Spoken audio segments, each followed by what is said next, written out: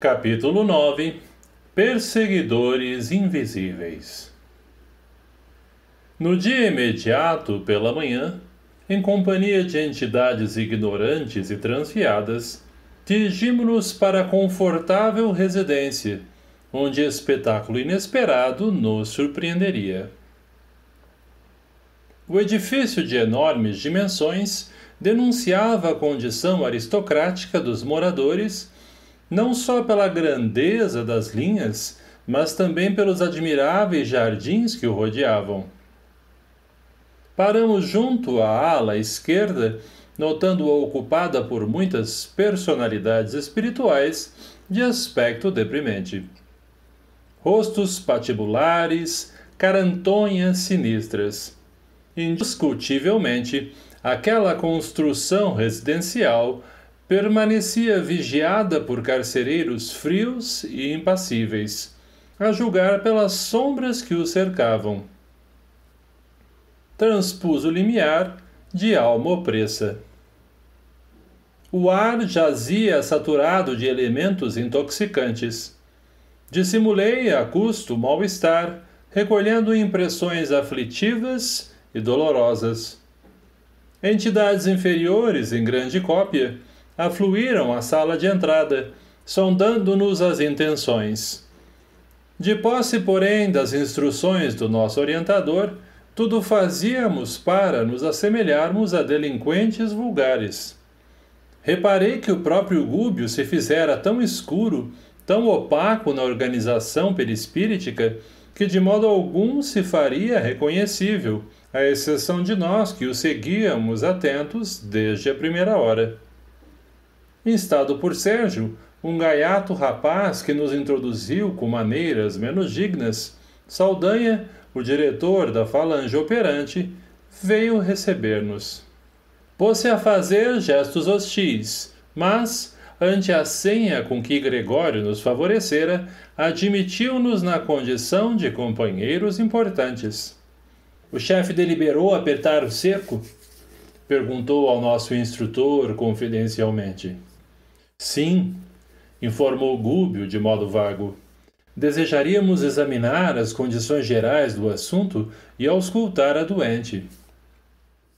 A jovem senhora vai cedendo devagarinho, esclareceu a singular personagem, indicando-nos um vasto corredor atulhado de substâncias fluídicas detestáveis. Acompanhou-nos um tanto solícito, mas desconfiado, e, em seguida a breve pausa, deixou-nos livre a entrada da grande câmara de casal. A manhã resplandecia lá fora e o sol visitava o quarto, através da vidraça cristalina. Mulher ainda moça, mostrando extrema palidez nas linhas nobres do semblante digno, entregava-se à tormentosa meditação. Compreendi que atingíramos a intimidade de Margarida, a obsidiada que o nosso orientador se propunha a socorrer. Dois desencarnados, de horrível aspecto fisionômico, inclinavam-se confiantes e dominadores sobre o busto da enferma, submetendo-a a complicada operação magnética. Essa particularidade do quadro ambiente dava para espantar. No entanto, meu assombro foi muito mais longe quando concentrei todo o meu potencial de atenção na cabeça da jovem singularmente abatida. Interpenetrando a matéria espessa da cabeceira em que descansava, surgiam algumas dezenas de corpos ovoides, de vários tamanhos e de cor plúmbea, assemelhando-se a grandes sementes vivas atadas ao cérebro da paciente por meio de fios sutilíssimos, cuidadosamente dispostos na medula alongada. A obra dos perseguidores desencarnados era meticulosa, cruel.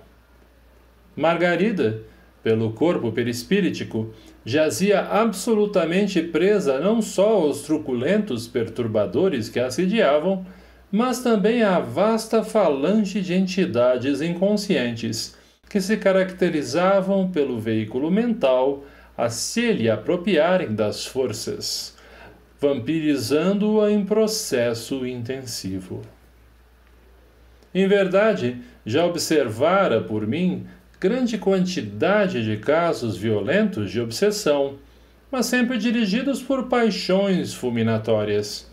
Entretanto, ali verificava o cerco tecnicamente organizado. Evidentemente, as formas ovoides haviam sido trazidas pelos hipnotizadores que senhoravam o quadro. Com a devida permissão, analisei a zona física utilizada. Reparei que todos os centros metabólicos da doente apareciam controlados. A própria pressão sanguínea demorava-se sob o comando dos perseguidores. A região torácica apresentava apreciáveis feridas na pele e, examinando-as cuidadoso, vi que a enferma inalava substâncias escuras que não somente lhe pesavam nos pulmões, mas se refletiam sobremodo nas células e fibras conjuntivas, formando ulcerações na epiderme. A vampiração era incessante. As energias usuais do corpo pareciam transportadas às formas ovoides, que se alimentavam delas automaticamente num movimento indefinível de sucção. Lastimei a impossibilidade de consulta imediata ao instrutor, porquanto Gúbio, naturalmente, se estivesse livre, nos forneceria esclarecimentos amplos, mas concluí que a infortunada senhora devia ter sido colhida por meio do sistema nervoso central, uma vez que os propósitos sinistros dos perseguidores se faziam patentes quanto à vagarosa destruição das fibras e células nervosas. Margarida demonstrava-se exausta e amargurada.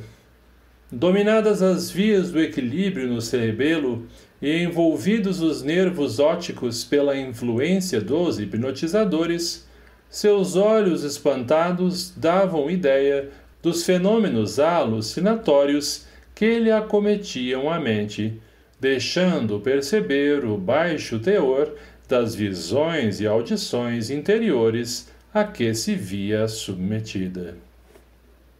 Interrompi, no entanto, as observações acuradas a fim de verificar a atitude psicológica do nosso orientador, que se arriscara à aventura para socorrer aquela senhora doente, a quem amava por filha muito querida ao coração. Esforçava-se Gúbio por não trair a imensa piedade que o senhoreava diante da enferma conduzida para a morte. Dentro de minha condição de humanidade, reconheci que, se a doente me fosse assim tão cara, não teria vacilado um momento. Movimentaria passes de libertação. Ao longo do bulbo, retirar-lhe-ia aquela carga pesada e inútil de mentes enfermiças e, em seguida, lutaria contra os perseguidores, um a um. Nosso instrutor, porém, assim não procedeu. Fixou a paisagem aflitiva com inequívoca tristeza, mas, logo após, demorou o olhar bondoso em Saldanha, como a pedir-lhe impressões mais profundas. Secretamente tocado pelo impulso positivo do nosso dirigente, o chefe da tortura se sentiu na obrigação de prestar-lhe informações espontâneas. Estamos em serviço mais ativo há 10 dias, precisamente, elucidou o resoluto. A presa foi colhida em cheio e, felizmente, não contamos com qualquer resistência. Se vieram colaborar conosco, saibam que, segundo acredito, não temos maior trabalho a fazer. Mais alguns dias e a solução não se fará esperar. A meu ver, Gúbio conhecia todas as particularidades do assunto, mas, no propósito evidente de captar simpatia, interrogou. E o marido? Ora, esclareceu Saldanha com escarninho sorriso, o infeliz não tem a menor noção de vida moral. Não é mau homem. Todavia, no casamento foi apenas transferido de gozador da vida a homem sério. A paternidade constituir-lhe-ia um trambolho, e filhinhos, se os recebesse, não passariam para ele de curiosos brinquedos. Hoje, conduzirá a esposa à igreja. E, reforçando a inflexão sarcástica, acentuou: vão à missa, na esperança de melhoras. Mal acabara a informação, tristonho e simpático cavalheiro, em cuja expressão carinhosa identifiquei de pronto o esposo da vítima, entrou no aposento, com ela permutando palavras amorosas e confortantes. Amparou-a prestimoso e ajudou-a a vestir-se com esmero. Decorridos alguns minutos, notei, apalermado, que os cônjuges, acompanhados por extensa súcia de perseguidores, tomavam um táxi na direção de um templo católico. Seguimos-los sem detença. O veículo, a meu ver, transformara-se como que num carro de festa carnavalesca. Entidades diversas aboletavam-se dentro e em torno dele, desde os paralamas até o teto luzente. Minha curiosidade era enorme. Descendo a porta de elegante santuário, observei estranho espetáculo. A turba de desencarnados em posição de desequilíbrio era talvez 5 vezes maior que a assembleia de crentes em carne e osso. Compreendi, logo, que em maior parte ali se achavam com o propósito deliberado de perturbar e iludir. Saldanha encontrava-se excessivamente preocupado com as vítimas para dispensar-nos maior atenção e, intencionalmente, Gúbio afastou-se um tanto em nossa companhia, a fim de confiar-nos alguns esclarecimentos. Penetramos o templo, onde se comprimiam nada menos de 7 a 8 centenas de pessoas. A algazarra dos desencarnados, ignorantes e perturbadores era de ensurdecer. A atmosfera pesava. A respiração fizera-se-me difícil pela condensação dos fluidos semicarnais ali reinantes. Todavia, ao fixar os altares, confortante surpresa aliviou-me o coração. Dos adornos e objetos do culto emanava doce luz que se espraiava pelos cimos da nave visitada de sol. Fazia-se perceptível a nítida linha divisória entre as energias da parte inferior do recinto e as do plano superior. Dividiam-se os fluidos à maneira de água cristalina e azeite impuro num grande recipiente. Contemplando a formosa claridade dos nichos, perguntei ao nosso instrutor: que vemos? Não reza o segundo mandamento, trazido por Moisés, que o homem não deve fazer imagens de escultura para representar a paternidade celeste? Sim, concordou o orientador. E determina o testamento que ninguém se deve curvar diante delas. Efetivamente, pois, André, é um erro criar ídolos de barro ou de pedra para simbolizar a grandeza do Senhor, quando nossa obrigação primordial é a de render-lhe culto na própria consciência. Entretanto, a bondade divina é infinita, e aqui nos achamos perante apreciável quantidade de mentes infantis. E, sorrindo, acrescentou: quantas vezes, meu amigo, a criança acalenta bibelôs a fim de preparar-se convenientemente para as responsabilidades da vida madura. Ainda existem na terra tribos primitivas que adoram o pai na voz do trovão e coletividades vizinhas da taba que fazem de vários animais objeto de idolatria. Nem por isso o Senhor as abandona. Vale-se dos impulsos elevados que elas lhe oferecem e socorre-lhes as necessidades educativas. Nesta casa de oração, os altares recebem as projeções de matéria mental sublimada dos crentes. Há quase um século, as preces fervorosas de milhares deles aqui envolvem os nichos e apetrechos do culto. É natural que resplandeçam. Por intermédio de semelhante material, os mensageiros celestes distribuem dádivas espirituais com todos quantos sintonizem com o plano superior. A luz que oferecemos ao céu serve sempre de base às manifestações do céu para a terra. Ante ligeira pausa, alonguei o olhar pela multidão bem vestida.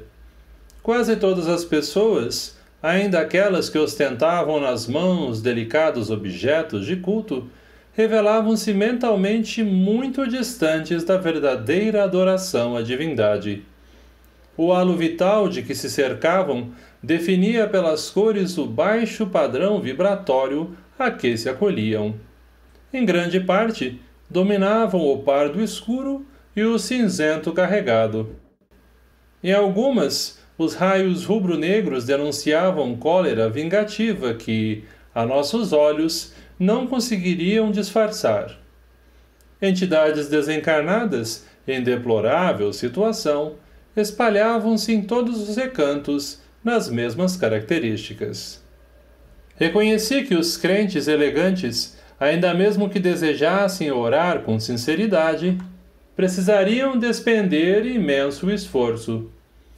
A liturgia anunciou o início da cerimônia, mas, com grande assombro para mim, o sacerdote e os acólitos, não obstante se dirigirem para o campo de luz do altar-mor, envergando soberba vestimenta, jaziam em sombras, sucedendo o mesmo aos assistentes.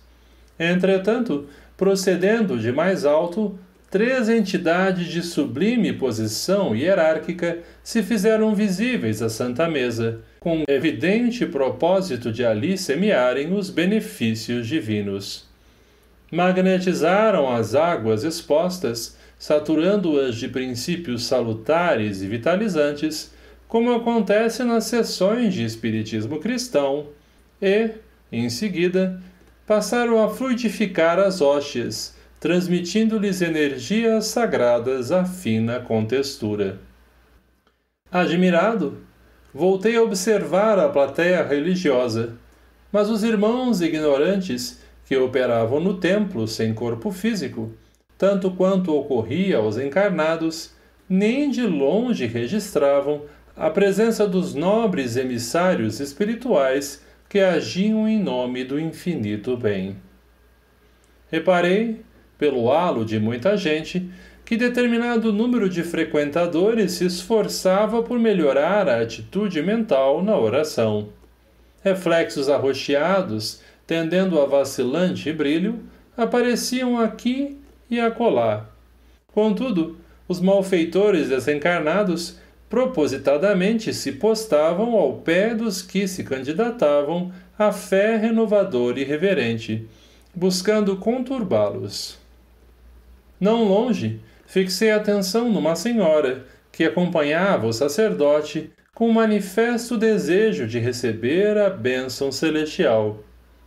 Os olhos úmidos e os tênues raios de luz que se lhe projetavam da mente diziam da sincera aspiração à vida superior que, naquele instante, lhe banhava o pensamento devoto. Entretanto, 2 transviados da esfera inferior, percebendo-lhe a esperança construtiva, tentavam anular-lhe a atenção e, segundo o que me foi permitido verificar, lhe sugeriam reminiscências de baixo teor, inutilizando-lhe a tentativa. Voltei-me para o orientador que prestimosamente explicou.